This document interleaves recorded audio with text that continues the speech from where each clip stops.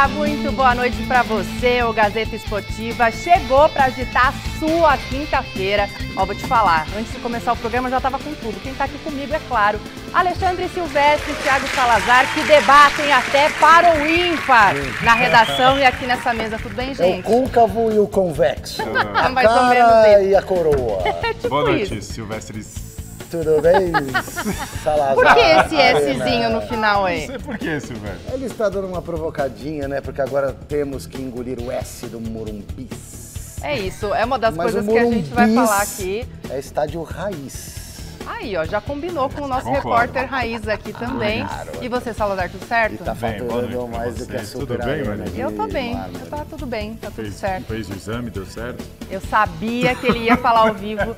Gente, o meu look, vocês comentem aí no YouTube, youtube.com/Gazeta Esportiva, porque eu adorei a minha roupa, mas Salazar tá falando que eu saí de um exame de ressonância. Ó, hoje a gente vai falar uma aqui crítica, dos é só reforços que não param Você de não vai chegar. falar da minha gomalina? Eu tô chamando de senhor gomalina. Você tá bem, você tá bem. Lambição, A gente vai falar dos reforços que não param de chegar ao Santos. Teve 2 anúncios do Peixe de ontem para hoje. A gente também vai trazer a movimentação do Corinthians por um atacante. O Salazar vai explicar aqui, né, até a situação do Gabigol também, não é isso? Do Gabigol, a situação real do Gabigol. E tem muito mais jogador pra gente falar do Corinthians. O Corinthians realmente tá Eita. montando um novo elenco. É isso, então. E no São Paulo, o papo é sobre o Ferreirinha. Quem vai atualizar a gente aí dessa situação do tricolor é o José Paes, que também tem... Cadê o José Paes? Aí, olha ele aí. Também tá lá para trazer as informações da São Silvestre também, Zé. Daqui a pouquinho a gente volta para falar com você daí da Expo Center Norte. A gente volta depois dessas dicas também para falar do Palmeiras. Até já. Tô no YouTube aqui. Estamos de volta e a gente já começa com a Letícia Contier, lá da nossa redação de esportes. Boa noite, Lê. Tem mais reforços chegando no Santos? Boa noite, Má. É isso mesmo. Tem mais 2 novos reforços chegando ao Santos para a próxima temporada. São eles o zagueiro Gil, que foi anunciado ontem, um pouquinho depois aí do programa Gazeta Esportiva. E ele que chega pelo contrato de 1 ano com possibilidade de renovação por mais 12 meses, Má. Lembrando aqui que Gil já trabalhou com Fábio Carille antes, quando os dois faziam parte aí do elenco corintiano. E agora, um pouquinho antes da gente entrar aqui ao vivo, o William Bigode também foi anunciado para a próxima temporada do Peixe, né?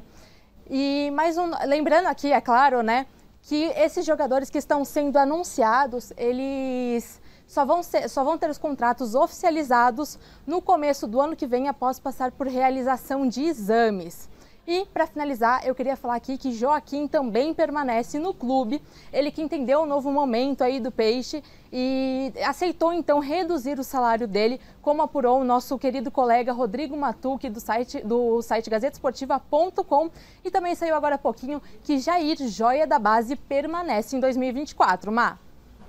Obrigada, Lê, pelas informações. O Santos seguindo aí, então, anunciando esses reforços que ainda devem chegar, assinar mesmo a partir de 2 de janeiro. Eu queria saber de vocês, Silver, o que você acha desses nomes que estão chegando, Gil e William Bigode? É o que eu falei ontem. Foi ontem? Não, Antes foi de anteontem, né? Aqui Isso. na bancada. Eu acho importante o Santos se reforçar com jogadores que possam se encaixar bem numa Série B. Isso não quer dizer que você não deva ter pilares de experiência na equipe para segurar a questão emocional. Acho que esses jogadores todos podem ser, mas também chega, né? Tá bom já. Daqui a pouco vai ser um time inteiro de jogador mais experiente. Mas eu gosto da ideia da mescla. Mas eu acho que vai ser um time inteiro mesmo, viu, Silvestre? Boa noite mais uma vez para você que está acompanhando aqui o Gazeta Esportiva, porque nós estamos falando de Gil, Juliano, William Bigode, Aderlan, quem mais? Jorge, tudo jogador de rodado na Série A. Tem mais jogador que talvez eu esteja... Tem que parar por aí. Tem o Casares e o Otero que ainda não foram anunciados e também rodaram bastante na Série A. Todos eles já mais veteranos do que jovens e todos eles com rodagem de Série A. O Santos está montando um time inteiro de jogadores experientes e com alta rodagem na Série A. É o melhor caminho? Sinceramente, acho que a gente vai ter que esperar para ver. Tenho muitas dúvidas, estou com o Silvestre nessa. Eu tenho muitas dúvidas se esse é o melhor caminho. E o perfil de alguns jogadores não me agrada. Tem muito jogador que vem mal há algum tempo já. Casos de Casares, Otero, o William Bigode também está em queda já tem um tempinho, apesar de eu gostar do futebol do William Bigode. Enfim, tem mas todos eles têm qualidade, em algum todos momento demonstraram qualidade. Sim. Então é a questão de juntar a fome com a vontade de comer. E outra, e aquela história, né, que o futebol é um caos, não, pode acontecer e a Série B, ou não. E a Série B é um nível inferior, aliás, bem inferior à Série A, bem inferior. Então você vê, por exemplo, a gente viu recentemente o Wagner Love já sem espaço nos grandes clubes, ele acabou indo lá para o Sport Recife, foi muito bem lá, artilheiro, fazendo bastante gol. Isso é muito comum.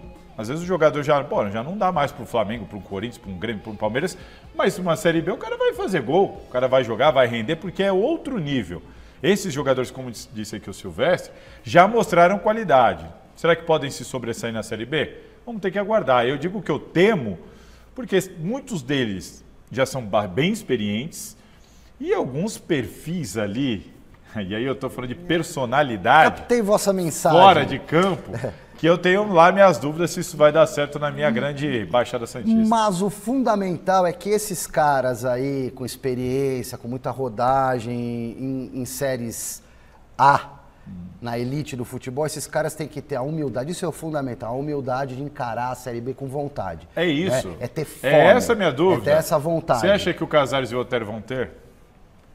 Aí vai depender muito do ambiente, do treinador. Porque esses caras estiveram no Corinthians, no Atlético Mineiro, clubes competitivos, de elite, e não demonstraram.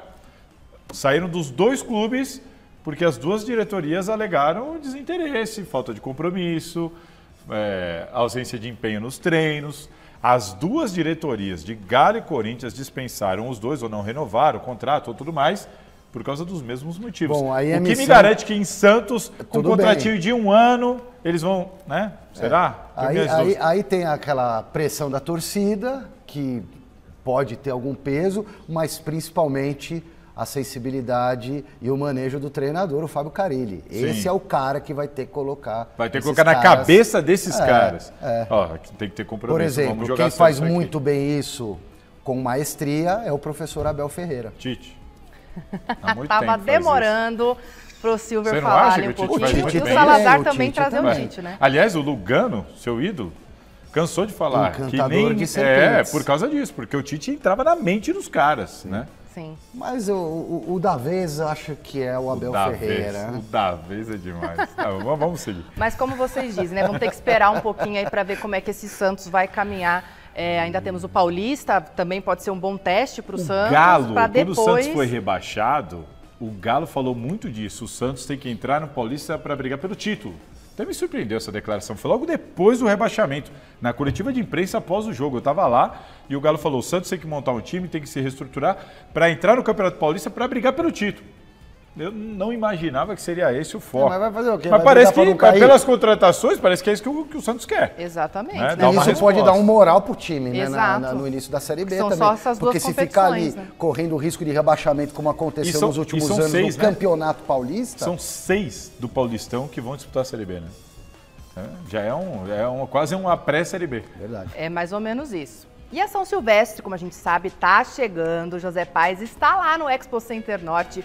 Onde está rolando, cadê o Zé Paes? Onde está rolando a entrega dos kits para os competidores? Boa noite, Zé. Mostra pra gente como é que tá essa movimentação por aí.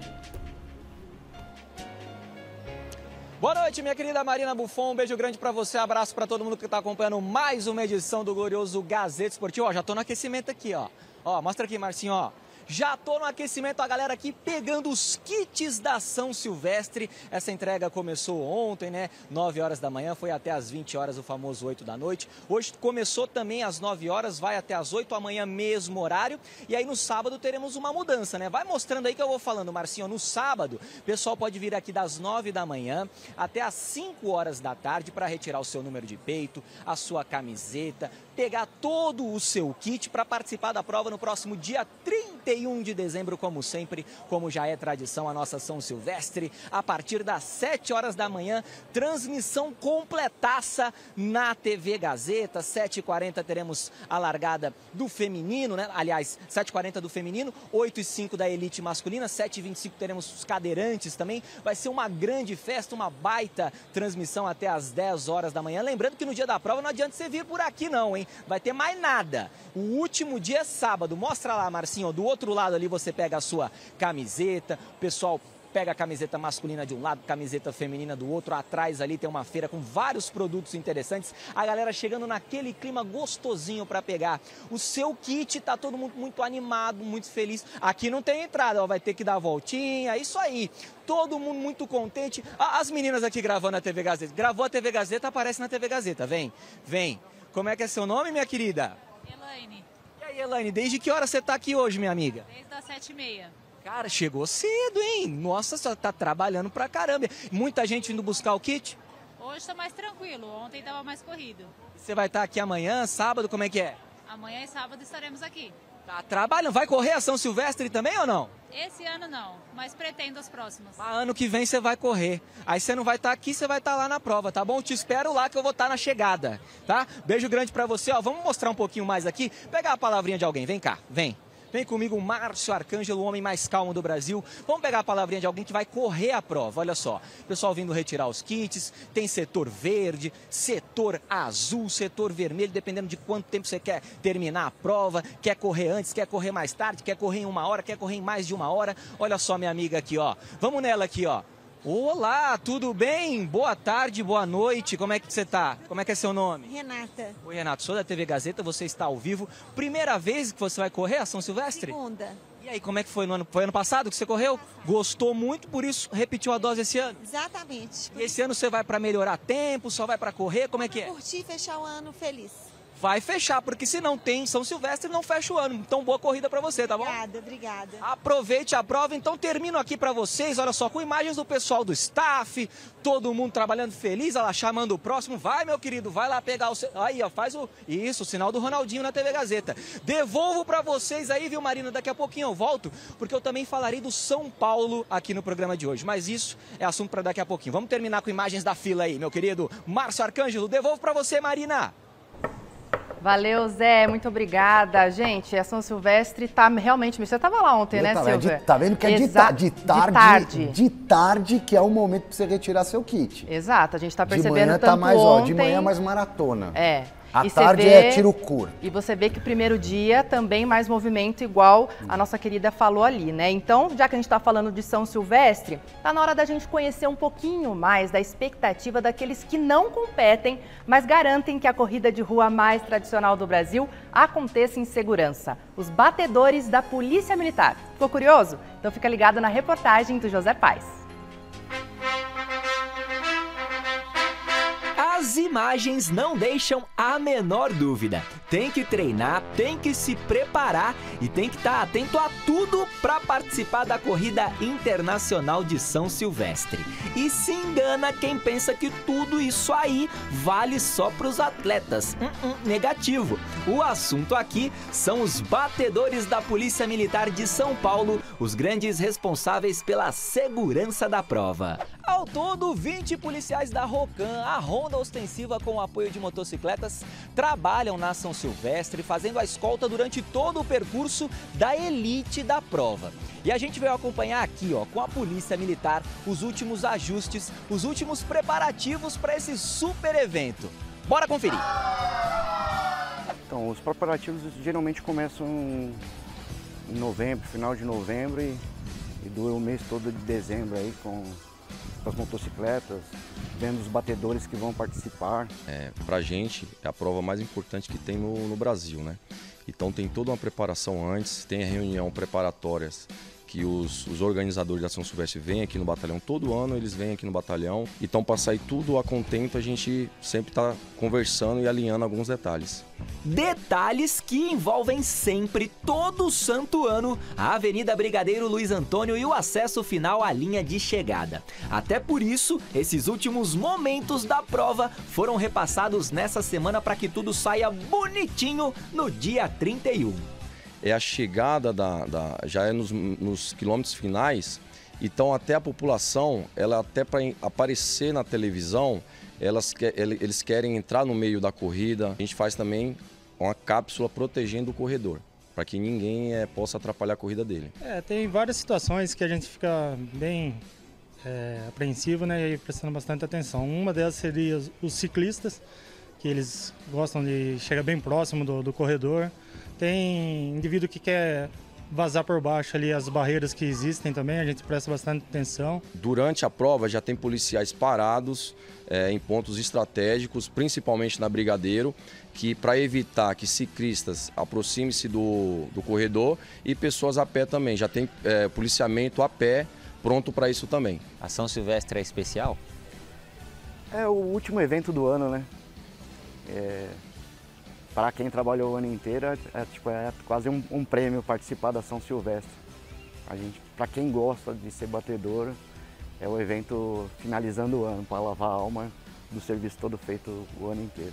Tá chegando a hora, faltam só 3 dias para São Silvestre e a emoção vai acompanhar a gente o percurso inteiro.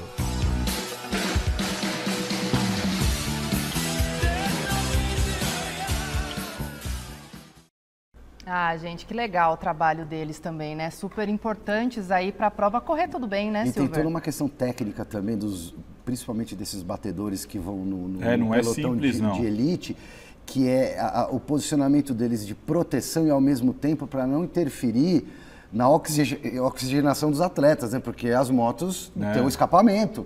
Então eles têm toda uma técnica para não ficar na direção do corredor, caras, protegendo. Né? E não é simples, não, porque é muita gente nas laterais ali. A gente já viu casos, inclusive na Olimpíada, né? Com o nosso brasileiro Marilson, né?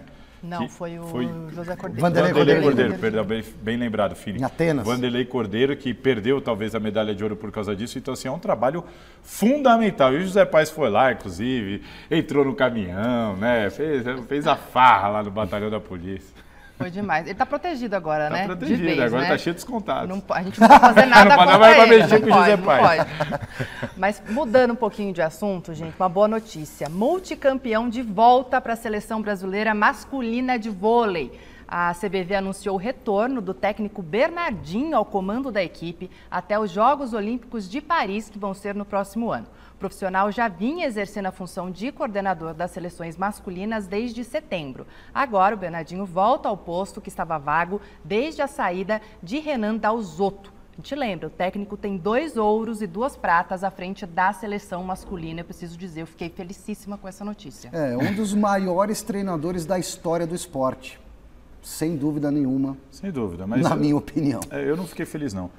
Eu lamento, porque eu entendo assim, o Bernardinho, não tenho o que falar do Bernardinho. O cara é um dos maiores da história, como vocês falaram. Mas me chama a atenção, o cara, em 2023, o Brasil está tendo que recorrer a ele de novo. Pensando nesse ponto de vista, exato, sim. Mostra que a gente não conseguiu formar um sucessor à altura do Bernardinho. Então, acho que isso é um fato preocupante. A gente tem que pensar nisso. Eu tô gostando das suas opiniões hoje, Salazar. Eu tô concordando com quase todas elas. Tá vendo Vocês como não estão debatendo. Normalmente a gente... Calma, vai chegar no Morumbi, aí eu quero ver o que ele vai falar.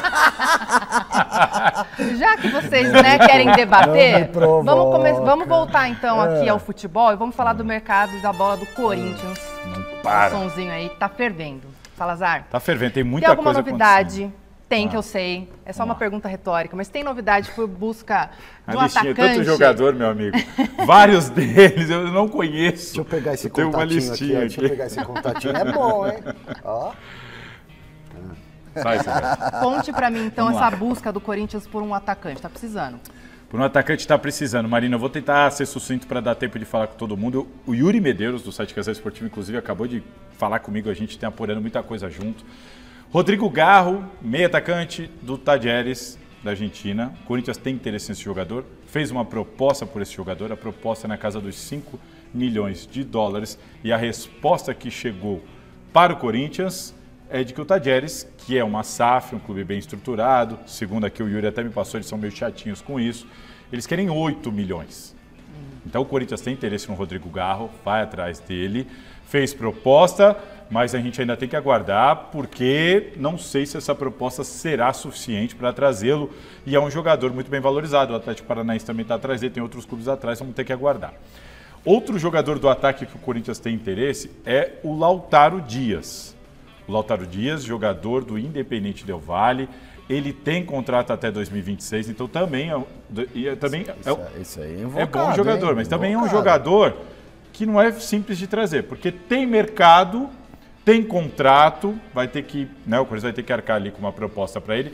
A informação que eu tenho sobre o Lautaro Dias nesse momento é que ele é um jogador que foi monitorado, bem avaliado, e o Corinthians foi atrás de mais informações para saber o que precisa para trazê-lo.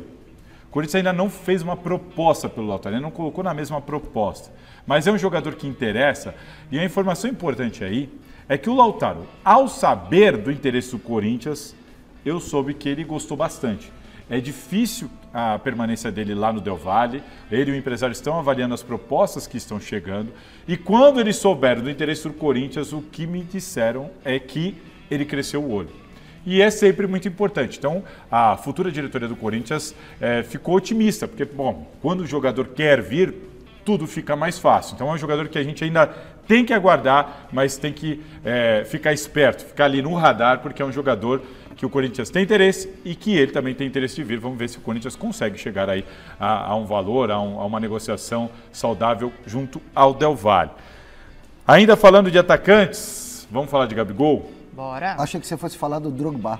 Do Drogba, não. Do Drogba, não. Tem gente até comentando que o Gabigol pode ser o Drogba do Corinthians, né?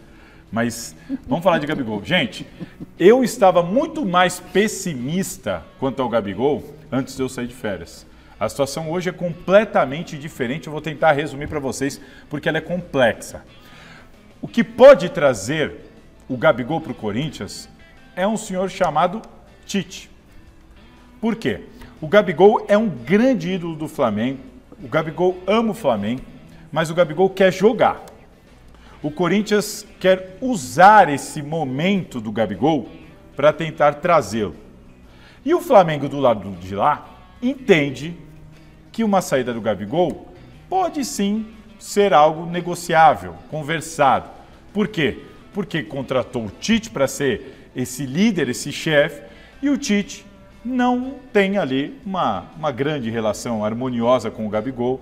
Ele normalmente dá preferência para outros jogadores, já foi assim na seleção brasileira, e isso está se confirmando nesse final de ano aí, como que a gente viu no Flamengo.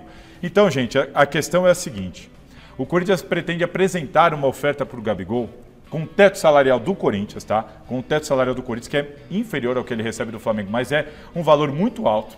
Quer oferecer esse teto salarial e um projeto. Gabigol, aqui você vem para ser a estrela do time, você vai jogar, você vai ser titular. Já deu para perceber que a torcida aprovou a contratação e tudo mais. O Corinthians quer apresentar um grande projeto para o Gabigol e mostrar que aqui, além de ser amado, entre aspas, ele vai jogar.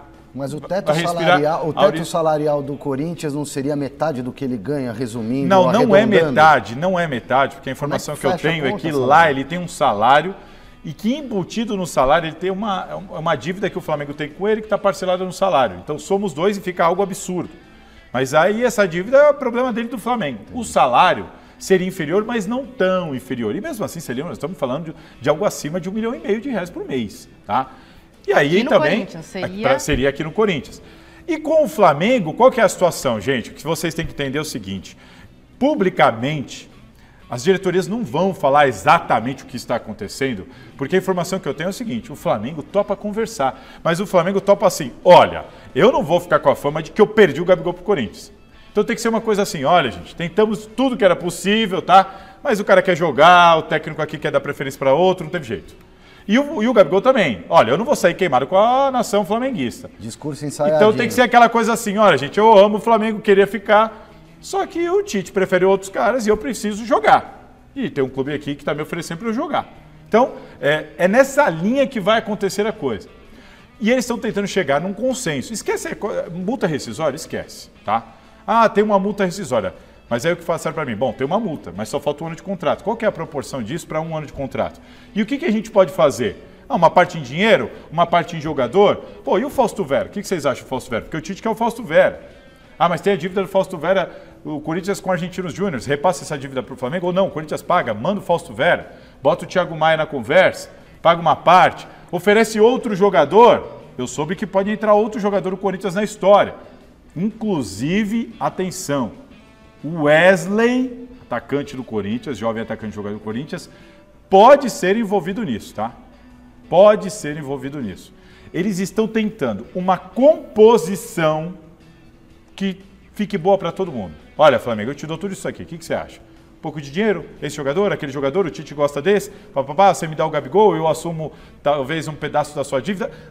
Não tem nada certo, mas eles estão assim, ó, conversando e buscando uma solução. Por isso também que faz muito tempo Tudo isso a partir do Tite, então, porque o Tite não vai utilizar o Gabigol porque é aquela como coisa. se imagina. O cara vai ficar lá. Você imagina imaginaria. o seguinte, o Flamengo, vou ter um jogador aqui, insatisfeito, que é muito amigo de vários outros jogadores, que ganha uma bala e que praticamente não vai jogar. E aí você tem que administrar aquilo e ainda ficar pagando. Então será que não é melhor negociar? É assim que o Flamengo está pensando. Você entendeu? Então tem tudo isso na jogada. Tudo isso está na jogada.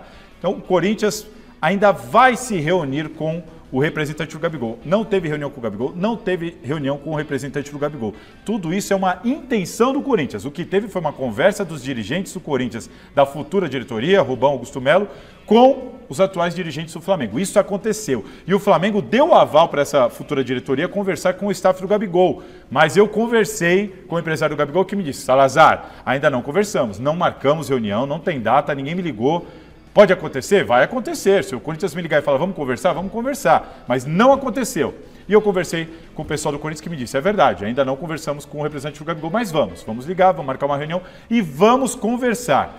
O momento é esse, o Corinthians pretende apresentar esse projeto para o Gabigol e com o Flamengo chegar numa composição que agrade o Flamengo, fique bom para todo mundo, fique viável para o Corinthians. Ou seja, gente, é aquela coisa, o Corinthians quer, o Gabigol quer, e o Flamengo não vê isso com maus olhos, porque o Tite está lá e deve preferir o Pedro. É uma situação difícil, complexa, mas não é pequena a chance do Gabigol vir para o Corinthians. O Salazar deu informações, eu vou dar a minha opinião. Acho muito mais simples sentarem Tite, Gabigol, diretoria e resolverem essa parada. E o Gabigol, que é ídolo da torcida do Flamengo, um dos principais jogadores da história do Flamengo, mas bem abaixo do Zico, diga-se de passagem, na minha modesta opinião, dele continuar lá, porque você perde um atacante desse nível para o atual momento do futebol brasileiro e reforça um rival. Mas você pode ir, né? Pode pegar o dinheiro, contratar outro. Estão contratando De La Cruz. Sim. Então eles estão...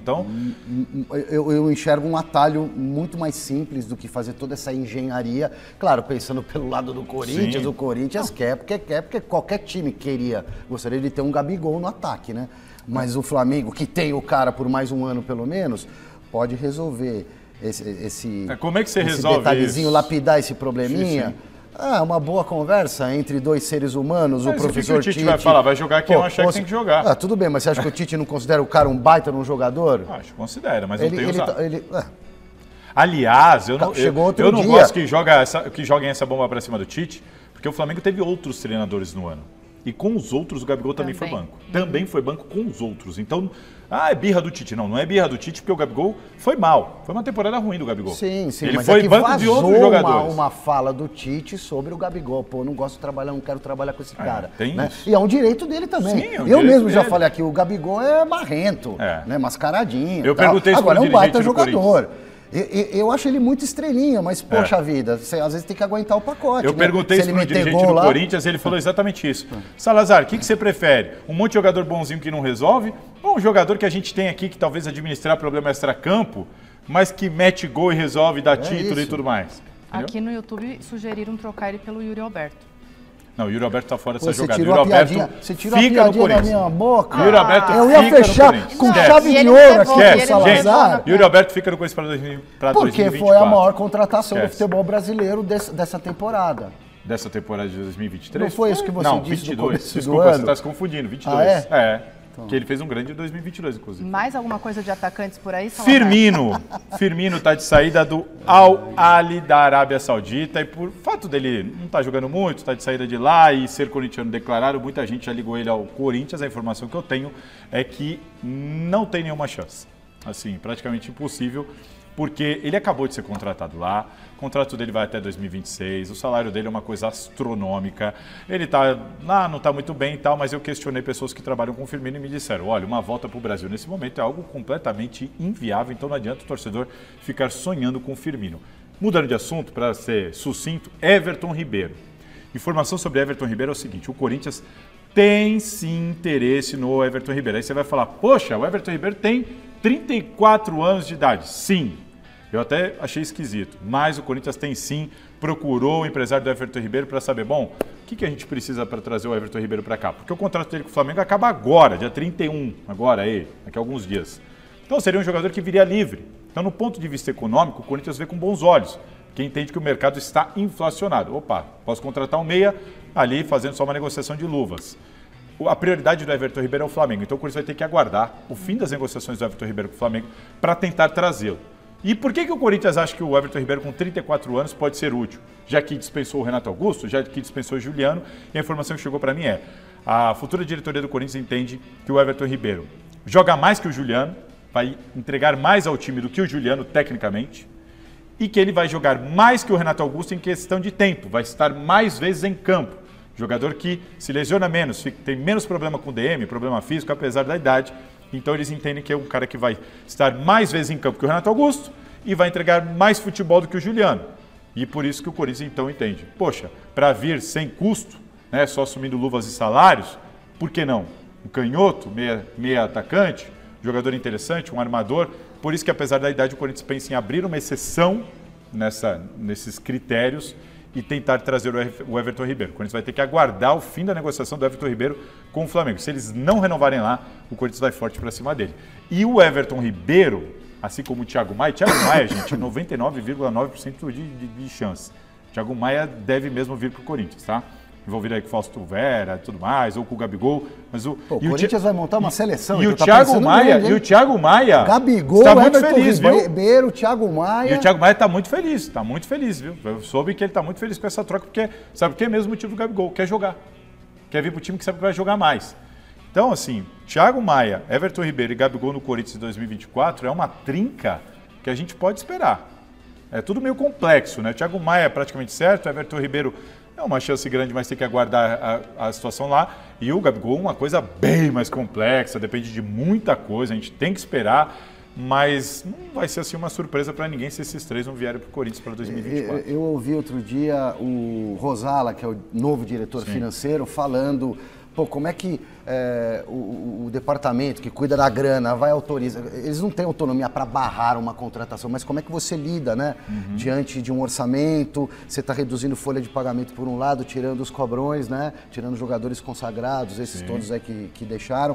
Aí você vai trazer, de repente, um jogador que vai ganhar muito mais do que os outros. Tudo é uma questão de você fazer um planejamento e deixar bem as claras. Ó, nós vamos trazer um jogador que ele vai decidir jogo. E aí, de novo, cai no colo do técnico ter a maestria de conduzir o vestiário. Como o Luxemburgo cansou de fazer em outras temporadas lá no passado, por exemplo, vocês vão correr pelo Alex no Cruzeiro, né? Porque o cara vai dar bicho, vai dar título, vai dar renda pro Cruzeiro e vai todo mundo sair daqui consagrado. Então é uma questão de domínio. A questão do Romário, que não gostava de treinar e ninguém se incomodava. Exatamente, o cara resolve. Né? Agora, eu tô achando muito ousado esse plano do Corinthians, Salazar. Pô, você tá falando aí, vai montar uma seleção, cara? Não, eu não acho que é uma seleção.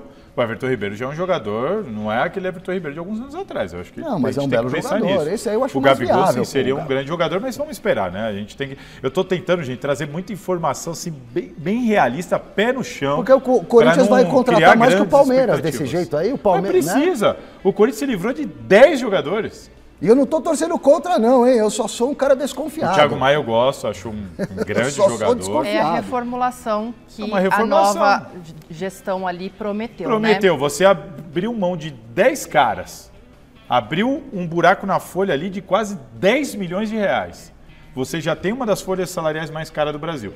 Então você tem como barganhar, você tem e vai ter que ir atrás. Hoje, o elenco do Corinthians, tem 19 atletas.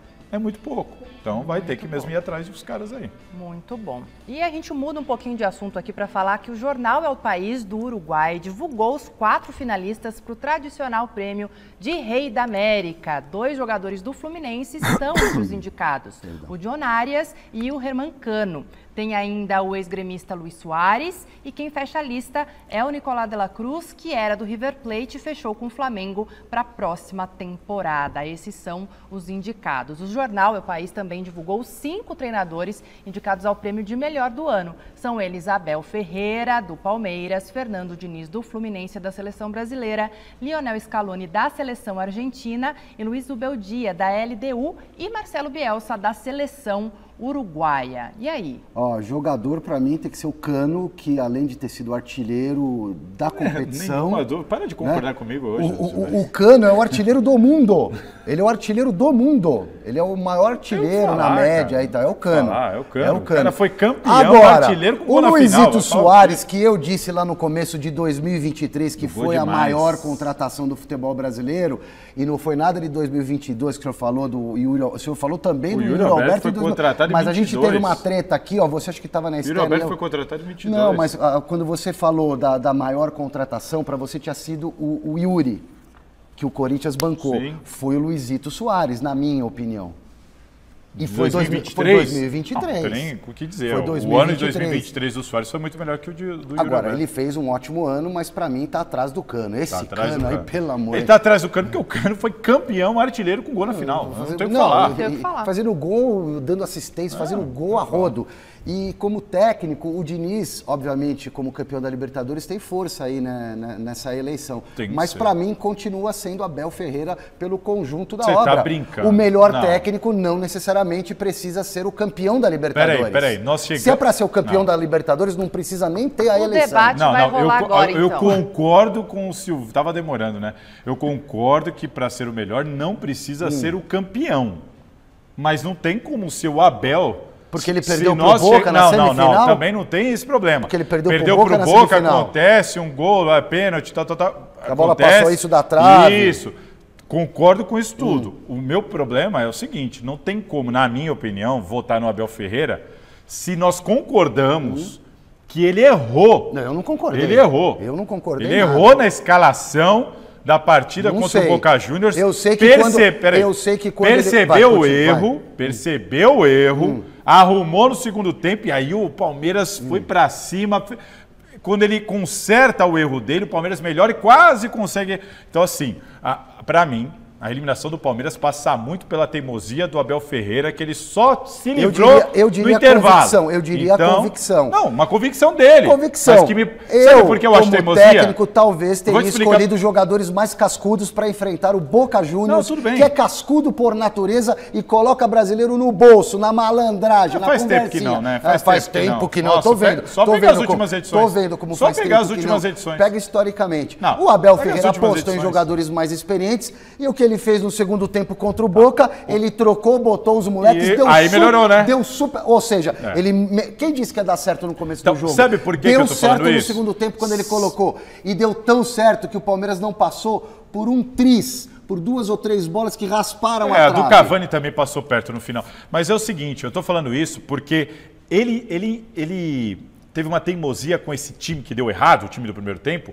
nos jogos que antecederam aquele jogo com o Boca. Ele teve dificuldade de aí o Palmeiras jogou mal. Sem o Dudu. Aí no outro jogou mal. Aí no outro jogou mal. Por isso que eu falei assim, não é uma crítica aleatória ao Abel. Eu tô falando porque nós vimos alguns jogos dessa formação e nós vimos que não deu certo. E ele aí talvez tenha escolhido me parecia essa claro, que não deu certo, me parecia claro que não estava dando certo. Chegou naquele jogo, o que ele fez, manteve o que não estava dando certo. Só no intervalo que ele põe. E se dá certo? Não, aí o Sino se dá joga. Certo? Ué, o Sino joga. Mas a gente tinha demonstrações já. O que não é o Si nessa história é que quando ele colocou no segundo tempo lá os Você acha bacana ele tirar o Arthur? Você acha bacana ele tirar o Arthur? Ele tinha um problema no Dudu na esquerda. Eu já disse que pra mim esse foi um erro do Abel. Esse é um erro prático e tático. Então, ele mexeu numa configuração. Você acha que esse erro não teve... Para suprir a ausência do Silvestre, é esse erro que eu tô falando. Você acha que esse erro não influenciou na derrota? Eu não sei, cara. Eu sei que quando ele botou os moleques no segundo tempo do jogo da volta contra o Boca, o Palmeiras fez o gol e não passou exatamente por um detalhe. esse o erro, Silvestre. Mas eu não sei se daria certo no primeiro tempo. Ninguém sabe. O que a gente se sabe... Se daria certo no jogo da Bomboneira. Ô, Silvestre, a gente não sabe porque ele não pôs. O que a gente sabe é que o que ele pôs não estava dando certo a jogos. A gente sabe disso. Respirar um pouco. A jogos. O debate então não tem como faltando. votar nele para melhor de todos. Deixa eu dar uma respirada aqui para dizer que o professor Abel Ferreira talvez tenha férias prolongadas, hein? Talvez ele volte depois da apresentação do elenco para o início da temporada. Você vai explicar melhor depois? Não tem muito o que explicar. É isso aí. Ele deve conseguir férias prolongadas junto ao patrão ou à patroa. Até quando? Eu já não tenho tudo. Mas daí você acha que pode ser uma movimentação, de repente, para ele ficar por lá? Olha, é achismo, tá? É achismo. Eu acredito que quando ele decidiu ficar, porque ele estava propenso a ir para o Catar, ele sentou com a presidente do Palmeiras, não vou renovar, isso eu posso dar como informação. Esqueçam renovação, aumento de salário. Eu vou, então, cumprir o meu contrato. Não quero nem falar de renovação. Eu preciso descansar, esfriar a cabeça e ir lá para o retiro dos monges budistas. Para voltar e dar o meu melhor no meu último ano. E provavelmente, aí não há informação, eu estou meio que especulando isso, deve ter, porque ele falou para mim que precisava de férias prolongadas, assim, no bastidor aqui do troféu. Mas bem justo também, né? Então é possível ele ter negociado com a Leila, então eu vou ficar um pouco mais lá. Já tem moral para isso, exatamente. Dá uns diazinhos a mais aí, mas não tem como votar nele para melhor de todos da América, né? Tá. Vamos lá falar com a Letícia? Vamos... Caio Alexandre, já tá falando aqui, o Fini tá falando, Caio tinha esquecido, o Caio Alexandre. Eu também tinha esquecido. Esfriou? O Caio Alexandre, esse vai e vem, né? Chegou próximo de um acerto, o Fortaleza, o presidente do Fortaleza da SAF, chegou o Marcelo Paz, né? Isso. Ele chegou a confirmar mesmo que o Palmeiras tinha interesse, queria ver a proposta, mas o Palmeiras colocou um pezinho para trás, porque trouxe o Aníbal, né? Já tem um volante, o Zé Rafael continua, o Rios está bem, o Gabriel Menino retorna também de lesão já no começo do ano que vem. Então o Palmeiras está bem servido na posição e meio que tirou o pé. Pode ser uma estratégia de mercado também, né? Não quero mais, tal, e de repente o Fortaleza não quer mesmo, a gente pode fazer um rolo. Pode ser uma estratégia de negociação. Mas o Palmeiras tirou um pouquinho o pé do acelerador. Consegue imaginar o Marcelo Paz ligando para a Leila e falar: a gente pode fazer um rolo? É uma linguagem mais popular. Eu gosto de me comunicar do modo mais arroz com feijão, mais simples. O senhor quer falar os termos novos do futebol moderno? Eu não, você vê, não só dou informação. Mas por que não? Eu acho legal. Eu consigo imaginar o Andrés falando. Esse eu consigo imaginar o Andrés falando. Mas agora sim, gente, falamos de Caio Alexandre, agora sim, vamos voltar com a Lê, lá na redação de esportes, para falar sobre o Vasco. E aí, o Vasco definiu ou não o futuro do técnico Ramon Dias, Lê? Exatamente, Ma. O Vasco finalmente definiu aí o futuro do técnico Ramon Dias e optou então pela ampliação do vínculo dele com o clube. O contrato dele é até o final de 2024 e agora então ficará até o final de 2025. Isso é válido para Ramon Dias e sua comissão técnica. Ele que chegou aí em julho desse ano e se deu muito bem à frente aí da luta contra o rebaixamento do Vasco. Ele também vai ter um reajuste salarial. Outro assunto que eu queria falar aqui é o fim da novela Gustavo Scarpa. Sim, chega de especulação por aqui. Ontem à noite, um pouquinho depois aí do Gazeta Esportiva, o Atlético Mineiro postou que Gustavo Scarpa agora é do Galo. E aí, então, acabou toda aquela especulação de vai para o Flamengo, vai para o Galo, precisa da liberação do Olympiacos, precisa da negociação com o Nottingham Forest. Tudo certo, Nottingham Forest e o Atlético Mineiro negociaram e ele veio aqui por um contrato de 4 anos, então fica até o final de 2027. O jogador de 29 anos que chega aí numa transação de 5 milhões de euros, o que dá aproximadamente hoje 27 milhões de reais. E aí já deu até tempo do Gustavo Scarpa mandar uma mensagem para a torcida atleticana. Vamos dar uma olhadinha? E aí, massa atleticana, firmeza? Tô aqui para dizer que será uma honra vestir a camisa do Galo. Tô muito feliz com essa oportunidade e espero encontrá-los em breve aí. Muito obrigado já pelo carinho, pelo apoio demonstrado nas redes sociais. E é isso aí, tô chegando. É nóis! Bom, uma contratação e tanto do Galo, uma contratação de peso enorme. O Gustavo Scarpa, que se deu muito bem aqui no Palmeiras, mas quando foi para a Europa não vingou. E aí a gente espera, é claro, que ele se dê bem no Atlético Mineiro, mas eu quero saber como é que vai ser o encontro do Galo com o Palmeiras no próximo ano, Má. Muito obrigada, Lê, pelas notícias aí. O que vocês acharam, rapidamente, antes da gente voltar a falar do Corinthians, dessa contratação do Galo? Bela contratação do Gustavo Scarpa. Melhor contratação de 2023. Pode ser a do Gabigol pelo Corinthians. Vamos aguardar, não, tô brincando. Essa foi efetivada. Aliás, que belo reforço. O Atlético está montando, enorme. está melhorando o time que já é muito bom. E só para dizer aqui, eu não sou puxa-saco do Abel. Eu sou puxa-saco do Abel só porque eu considero o Abel o melhor técnico da América. Mas peraí. Só porque eu considero o Abel a melhor ou a maior revelação de treinador dos últimos tempos. Eu posso? Concordo com isso. Eu posso? Ele pode ser o melhor da América, mas a pergunta ali é o melhor da Libertadores. E quem disse que... Não, é o rei da América que por causa do que fizeram na Libertadores. É o rei da América. Minha gente, e eu não vou passar pano, não. Eu não vou passar pano, só um segundinho, bem rápido. Se o Abel escalar um poste, claro que eu não vou. Tanto que eu não concordei com o Arthur jogando na ponta esquerda, mas que mesmo não deu assim certo. deu pra ele o título de melhor. Dei. Ué, entre erros e acertos, ele errou. Ué, pra mim, o meu critério é diferente do teu, cara. É possível. E parabéns ao Galo, Scarpa, belo jogador. E lembrando que é da América, né? Tanto que tinha ali o Scaloni, tinha também o Bielsa, tudo mais. Eu também votaria. Marcelo Bielsa disputou Libertadores? Mas vamos lá, gente, vamos lá. Volta aqui, eu também votaria no Abel, assunto encerrado. Salazar, quero saber mais aqui, porque é um assunto que hoje tá dando o que falar aí. Do Rojas. Qual é que é esse negócio? Vai entrar na FIFA contra o Corinthians? Explica. Vamos lá, Matias Rojas não deu certo, né? Não. Pelo menos esses 6 primeiros meses dele de Corinthians foram muito ruins. A informação que eu tenho sobre o Matias Rojas, antes de falar da parte financeira, é o seguinte. O Corinthians entende que o Matias Rojas pode sim ser negociado. Pode. O Corinthians não vai criar obstáculo se chegar um clube querendo levar o Matias Rojas. Chegar um clube aqui querendo levar o Matias Rojas, opa, vem cá, vamos sentar e vamos conversar. O Corinthians não quer tomar prejuízo. E não é difícil o Corinthians não tomar prejuízo, Silvestre. Porque o Corinthians gastou, segundo o Willy Monteiro Alves, cerca de 1,8 milhão de dólares. Menos de 2 milhões de dólares para trazer o Matias Rojas, porque ele estava em fim de contrato. Ou seja, se aparecer um clube aqui, olha, eu te dou 3 milhões de dólares, não é nem muito dinheiro. E o Corinthians... ele se livra de um prejuízo qualquer, certo? E se livra de um contrato longo, que vai até metade de 2027, com um salário na casa de 1 milhão. Só que para isso acontecer, o jogador tem que querer. Eu vou lembrar do Luan. O Luan tinha um contrato longo com um salário alto, parecido, certo? E chegaram clubes querendo levar o Luan, o Corinthians queria se livrar do Luan, mas o Luan falava, não, eu não quero ir. Ele não jogava, mas ele ficava porque ele queria ficar ali, ganhando o salário dele e tudo mais. Então tem que ver se o jogador vai querer sair, vai abrir mão desse contrato. Será que vai aparecer um clube oferecendo para ele um contrato semelhante? Isso a gente não sabe. O que a gente sabe é que o Rojas está desprestigiado no Corinthians. Claro, se ele ficar, vão tentar fazer de tudo para ele reagir e dar certo com a camisa do Corinthians. Mas se aparecer um clube aqui e faça uma proposta, o Corinthians não vai criar grandes obstáculos e ele não foi um jogador caro. Até porque pode perder o jogador aí na justiça do futebol, no tribunal.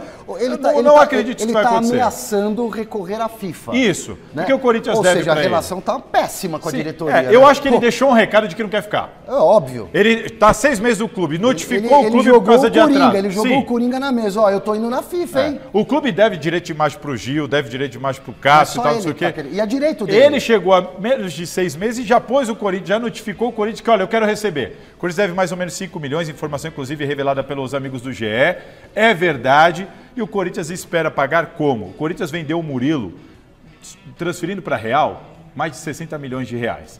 O Corinthians pediu um adiantamento aí de metade disso, está esperando cair, porque vem de um fundo que faz o adiantamento, recebe o contrato e tudo mais. O Corinthians deve receber cerca de 30 milhões de reais. Com esses 30 milhões de reais, o Corinthians pretende quitar pendências de direitos de imagens com alguns jogadores. O Rojas é um deles. Então, o que me passaram é isso. O Rojas é um deles, vai receber, deve receber agora em janeiro. Então, essa história de FIFA ela não vai para frente, muito provavelmente. A gente tem que aguardar. Mas que ele está desprestigiado e também deixou um recado de que, ó, entendeu? Pode não ir para frente, mas o simples fato dele usar esse argumento como uma espécie de ameaça... Pegou mal. É óbvio que não tem relação alguma. O Inter é um dos clubes que está interessado, né? A informação que veio do Sul é que o Inter é um dos clubes interessados. Para isso, repito, não precisa de muito para investir, mas tem que oferecer para ele um contrato semelhante. Senão ele pode dar uma de Luan. Não, eu não vou abrir mão desse contrato aqui que eu tenho aqui. Não tem que aguardar. Complicado, né? Mas agora vamos voltar lá com o José Paes, misturando um pouquinho aqui de São Silvestre e também com as novidades do São Paulo. Boa noite de novo para você, Zé. E aí, o que você separou para a gente do Tricolor? Bora lá, falar um pouquinho do São Paulo, diretamente aqui do Expo Center Norte, na zona norte de São Paulo, onde está rolando aqui as entregas, né, dos kits para São Silvestre, que acontece, claro, no próximo dia 31 de dezembro, como já é tradição, no dia de São Silvestre. Você vai acompanhando aí a rapaziada chegando nas imagens do meu querido Márcio Arcângelo, a criançada correndo por aqui. Olha só, falar um pouquinho do São Paulo, então, para a gente também ter o tricolaço aqui no nosso programa. Ferreirinha, a negociação ainda está bem estagnada, né? Tem uma diferença de valores entre o que o São Paulo quer pagar e o que o Grêmio quer receber, então a negociação está meio travada, mas o Ferreirinha segue sendo a prioridade para ser aquele atleta de lado de campo, jogador rápido, 25 anos, com uma carreira bem bacana lá no Grêmio.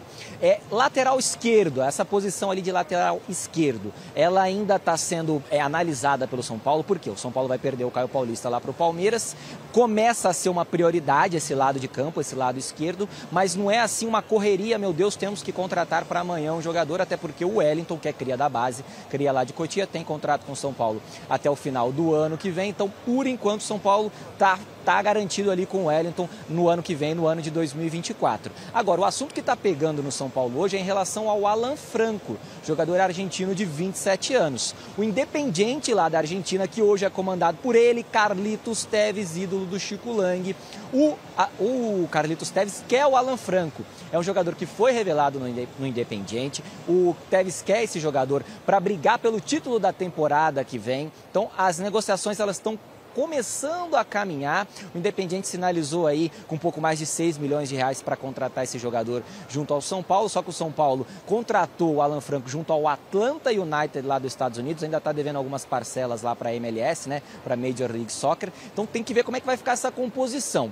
Hoje, a diretoria do São Paulo conta com o Alan Franco para o ano que vem, até porque perdeu o Beraldo, vai ter que ver aí como que o técnico Dorival Júnior vai compor essa zaga novamente, sem o Beraldo, só com o Arboleda ali. Vamos ver como é que ele vai pensar, vai planejar o setor defensivo. Então o Alan Franco pode ganhar uma oportunidade no São Paulo, quem sabe até para ser titular no ano de 2024. Mas o fato é que o Tevez deu uma entrevista coletiva, disse que quer contar com o Alan Franco. O Alan Franco já jogou por 5 anos, 5 temporadas no Independiente, é torcedor do clube e isso poderia pesar numa possível saída do jogador argentino de volta lá para o seu país natal. Na minha primeira entrada eu comentei que aqui tinha uma feira, né, rolando com produtos esportivos, tem calção, bermuda, camiseta, óculos escuro, tem tênis, tem um monte de coisa para você que quer comprar aí o seu material esportivo aqui no dia que você vier retirar o seu kit. Lembrando que hoje até às 20 horas você pode tirar aqui o seu kit, número de peito, camiseta. Amanhã também entre 9 e 8 horas e no sábado até às 5 horas da tarde, minha querida Marina Buffon. Devolvo para vocês aí, é muita coisa para vocês comentarem, hein? Beijo grande. Obrigada, Zé. Silver, quero saber, e aí? É um dilema, né? Porque o São Paulo tá perdendo o Beraldo, e o Alan Franco, que seria um jogador técnico para ocupar esse lugar, para mim não mostrou a capacidade que eu esperava dele. Eu até brinquei nessa temporada, é o único argentino que eu vi que não morde, que não chega junto. Ah, você já viu o Fausto Vera jogando? Mas zagueiro, vai. Pô, porque eu não tô nem falando de jogar bem ou jogar mal. É um cara...